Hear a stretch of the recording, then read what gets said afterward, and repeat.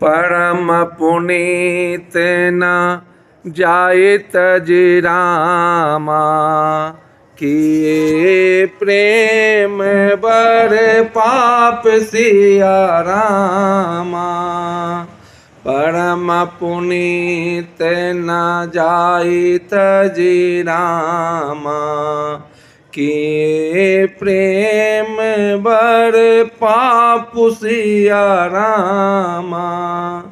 प्रगति न कहत महेशु कछु रामा, हृदय अधिक संताप सिया रामा।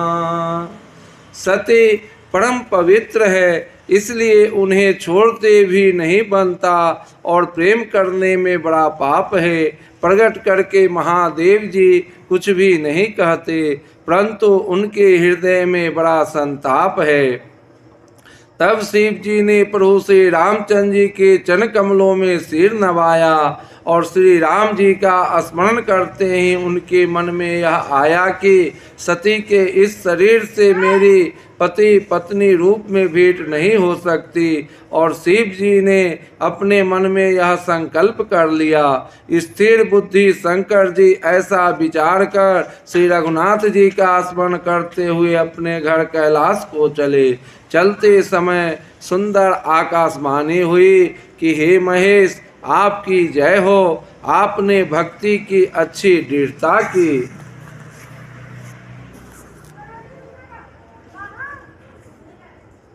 आपको छोड़कर दूसरा कौन ऐसा प्रतिज्ञा कर सकता है। आप श्री रामचंद्र जी के भक्त हैं, समर्थ हैं और भगवान हैं। इस आकाशवाणी को सुनकर सती जी के मन में चिंता हुई और उन्होंने सकुचाते हुए शिव जी से पूछा, हे कृपालु, कहिए आपने कौन सी प्रतिज्ञा की है।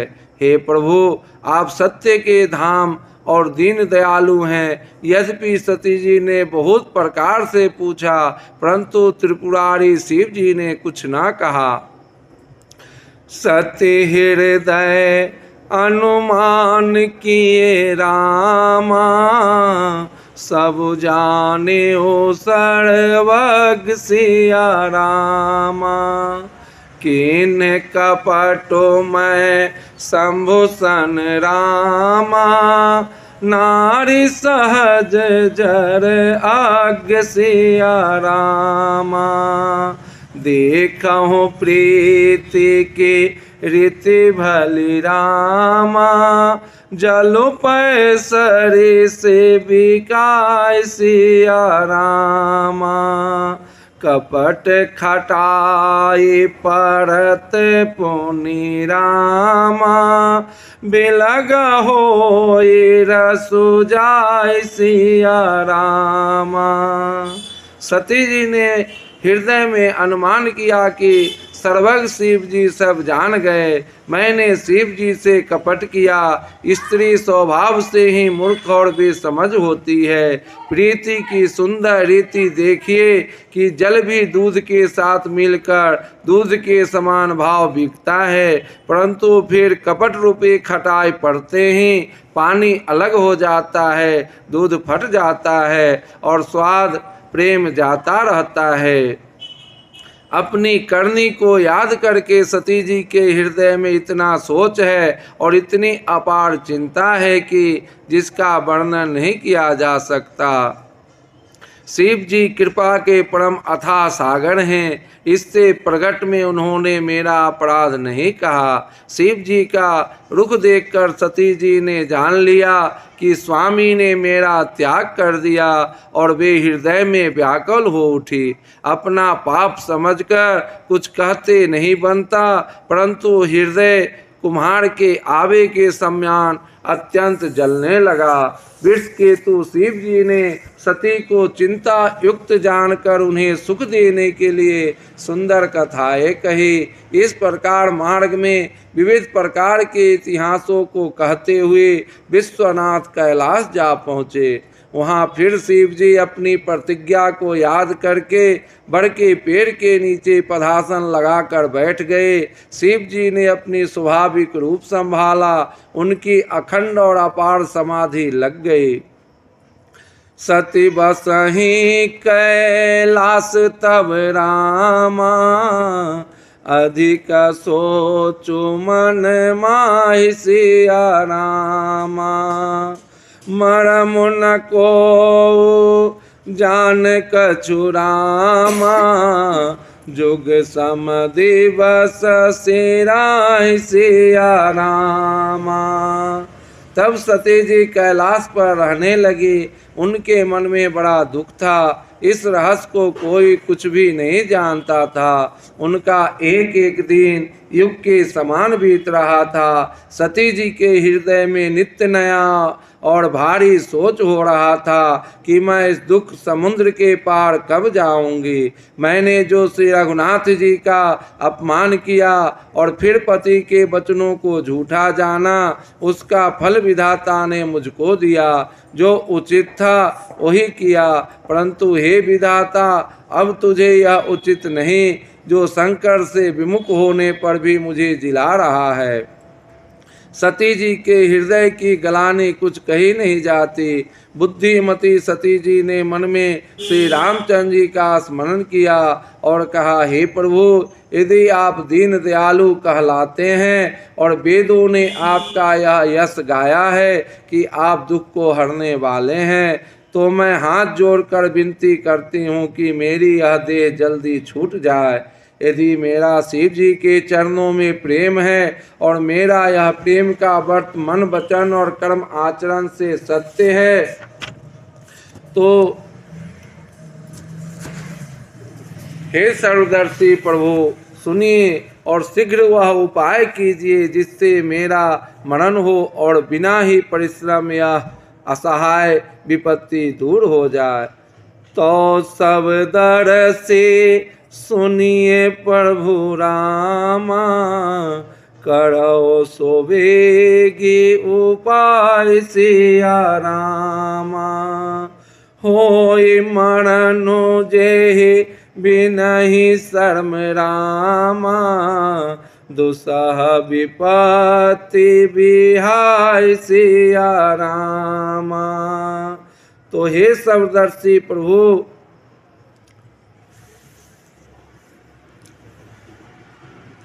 दक्ष सुता सती जी इस प्रकार बहुत दुखित थी। उनको इतना दारुण दुख था कि जिसका वर्णन नहीं किया जा सकता। 87,000 वर्ष बीत जाने पर अविनाशी शिव जी ने समाधि खोली। शिव जी की राम नाम का स्मरण करने लगे। तब सती जी ने जाना कि अब जगत के स्वामी शिव जी जागे। उन्होंने जाकर शिव जी के चरणों में प्रणाम किया। शिव जी ने उनको बैठने के लिए सामने आसन दिया। शिव जी भगवान हरि की रसमयी कथाएं कहने लगे। उसी समय दक्ष प्रजापति हुए। ब्रह्मा जी ने सब प्रकार से योग देख समझकर दक्ष को प्रजापतियों का नायक बना दिया। जब दक्ष ने इतना बड़ा अधिकार पाया तब उनके हृदय में अत्यंत अभिमान आ गया। जगत में ऐसा कोई नहीं पैदा हुआ जिसको प्रभुता पाकर मद न हो। दक्ष लिए मुनि बोली सब रामा, करण लगे बर जाग सिया रामा। नेबत सादर सकल सुर रामा, जी पावत मख भाग सिया रामा। दक्ष ने सब मुनियों को बुला लिया और वे बड़ा जग करने लगे। जो देवता जग का भाग पाते हैं, दक्ष ने उन सबको आदर सहित निमंत्रित किया। दक्ष का निमंत्रण पाकर किन्नर, नाग, सिद्ध, गंधर्व और सब देवता अपनी अपनी स्त्रियों सहित चले। विष्णु, ब्रह्मा और महादेव जी को छोड़कर सभी देवता अपना अपना विमान सजाकर चले। सती जी ने देखा अनेकों प्रकार के सुंदर विमान आकाश में चले जा रहे हैं। देव सुंदरिया मधुर गान कर रही है, जिन्हें सुनकर मुनियों का ध्यान छूट जाता है। सती जी ने विमान में देवताओं को जाने का कारण पूछा। तब शिव जी ने सब बातें बतलाई। पिता के जग की बात सुनकर सती कुछ प्रसन्न हुई और सोचने लगी कि यदि महादेव जी मुझे आज्ञा दे तो इसी बहाने कुछ दिन पिता के घर जाकर रहूं, क्योंकि उनके हृदय में पति द्वारा त्यागी जाने का बड़ा भारी दुख था, पर अपना अपराध समझकर वे कुछ कहती न थी। आखिर सती जी भय, संकोच और प्रेम रस में सनी हुई मनोहर वाणी से बोली, पिता भवन उत्सव परम रामा, जो प्रभु आय सो होय सिया रामा। तो मैं जाऊं कृपायतन रामा, सादर देखन सोय सिया रामा। हे प्रभु, मेरे पिता के घर बहुत बड़ा उत्सव है, यदि आपकी आज्ञा हो तो कृपा धाम में आदर सहित उसे देखने जाऊं। शिव जी ने कहा, तुमने बात तो अच्छी कही, यह मेरे मन को भी पसंद आई, पर उन्होंने न्योता नहीं भेजा, यह अनुचित है। दक्ष ने अपनी सब लड़कियों को बुलाया है, किंतु हमारे बैर के कारण उन्होंने तुमको भी बुला दिया। एक बार ब्रह्मा की सभा में हमसे अप्रसन्न हो गए थे, उसी से वे अब भी हमारा अपमान करते हैं। हे भवानी, जो तुम बिना बुलाए जाओगे तो न शील स्नेह ही रहेगा और न मान मर्यादा ही रहेगी। यद्यपि इसमें संदेह नहीं कि मित्र, स्वामी, पिता और गुरु के घर बिना बुलाए भी जाना चाहिए, तो भी जहाँ कोई विरोध मानता हो उसके घर जाने से कल्याण नहीं होता। शिव जी ने बहुत प्रकार से समझाया, पर होनहार बस सती के हृदय में बोध नहीं हुआ। फिर शिव जी ने कहा कि यदि बिना बुलाए जाओगी तो हमारी समझ में अच्छी बात नहीं होगी। कही देखा हर जतन बहु रामा, रहई न दक्ष कुमार सिया रामा। दिए मोक्ष गण संग तब रामा, विदा के त्रिपुरार सिया रामा। शिव जी ने बहुत प्रकार से कहकर देख लिया, किंतु जब सती किसी प्रकार से भी नहीं रुकी, तब त्रिपुरारी महादेव जी ने अपने मुखगणों को साथ देकर उनको विदा कर दिया। भवानी जब पिता दक्ष के घर पहुंची, तब दक्ष के डर के मारे किसी ने उनकी आवभगत नहीं की। केवल एक माता भले ही आदर से मिली, बहनें बहुत मुस्कुराती हुई मिली। दक्ष ने तो उनकी कुछ कुशल तक नहीं पूछी। सती जी को देखकर उल्टे उनके सारे अंग जल उठे। तब सती जी ने जाकर जग देखा तो वहाँ कहीं शिव जी का भाग दिखाई नहीं दिया। तब शिव जी ने जो कहा था वह उनकी समझ में आया। स्वामी का अपमान समझकर सती का हृदय जल उठा। पिछला दुख उनके हृदय में उतना नहीं व्यापा था जितना महान दुख इस समय हुआ। यद्यपि जगत में अनेक प्रकार के दारुण दुख है, तथापि जाति अपमान सबसे बढ़कर कठिन है। यह समझकर सती जी को बड़ा क्रोध हो आया। माता ने उन्हें बहुत प्रकार से समझाया बुझाया। शिव अपमान न जाय सही रामा, हृदय न होए प्रबोध सिया रामा। सकल सबहि हठि हटकी रामा, तब बोली बचन सक्रोध सिया रामा। परंतु उनसे शिव जी का अपमान सहा नहीं गया। इससे उनके हृदय में कुछ भी प्रबोध नहीं हुआ। तब वे सारी सभा को हठपूर्वक डांट कर क्रोध भरे वचन बोली, हे सभासदों और सब मुनीश्वरों, सुनो, जिन लोगों ने यहाँ शिव जी की निंदा की या सुनी है, उनको उसका फल तुरंत ही मिलेगा और मेरे पिता दक्ष भी भली भांति पछताएंगे। जहाँ संत शिव जी और लक्ष्मीपति विष्णु भगवान की निंदा सुनी जाए, वहाँ ऐसी मर्यादा है कि यदि अपना बस चले तो उसे निंदा करने वाले की जीभ काट ले और नहीं तो कान मूंद कर वहाँ से भाग जाए। त्रिपुर दैत्य को मारने वाले भगवान महेश्वर संपूर्ण जगत की आत्मा है। वे जगत पिता और सबका हित करने वाले हैं। मेरा मंदबुद्धि पिता उनकी निंदा करता है और मेरा यह शरीर दक्ष ही के ऋण से उत्पन्न है। इसलिए चंद्रमा को ललाट पर धारण करने वाले वृषकेतु शिव जी को हृदय में धारण करके मैं इस शरीर को तुरंत ही त्याग दूंगी। ऐसा कहकर सती जी ने योग अग्नि में अपना शरीर भस्म कर डाला। सारी जगशाला में हाहाकार मच गया।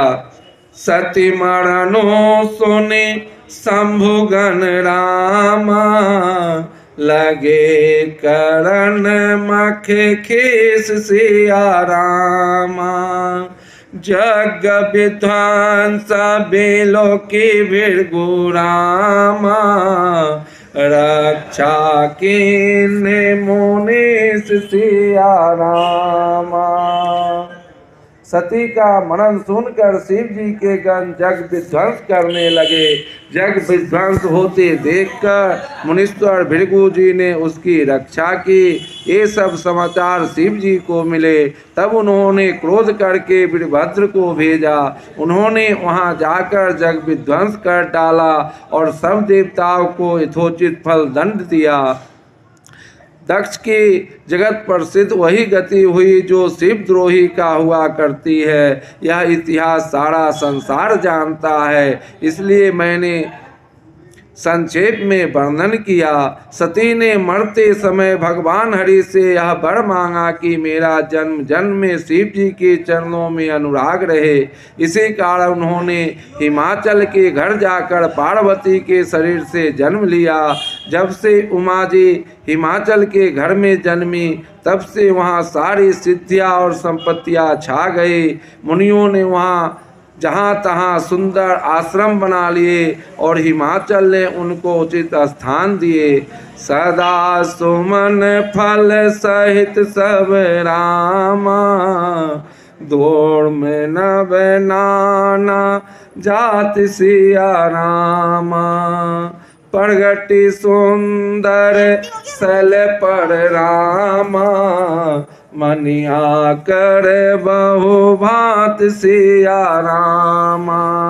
उस सुंदर पर्वत पर बहुत प्रकार के सब नए वृक्ष सदा पुष्प फल युक्त हो गए और वहाँ बहुत तरह की मणियों की खाने प्रकट हो गई।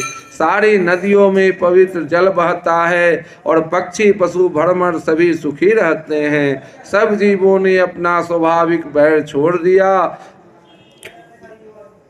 और पर्वत पर सभी परस्पर प्रेम करते हैं। पार्वती जी के घर आ जाने से पर्वत ऐसा शोभ्यमान हो जाता है जैसे राम भक्ति को पाकर भक्त शोभायमान होता है। उस पर्वत राज के घर नित्य नए नए मंगलोत्सव होते हैं, जिसका ब्रह्मादि यश गाते हैं। जब नारद जी ने ये सब समाचार सुने तो वे कौतुक ही से हिमाचल के घर पधारे। पर्वत राज ने उनका बड़ा आदर किया और चरण धोकर उनको उत्तम आसन दिया। फिर अपनी स्त्री सहित मुनि के चरणों में सिर नवाया और उनके चरणोदक को सारे घर में छिड़काया। हिमाचल ने अपने सौभाग्य का बहुत बखान किया और पुत्री को बुलाकर मुनि के चरणों पर डाल दिया।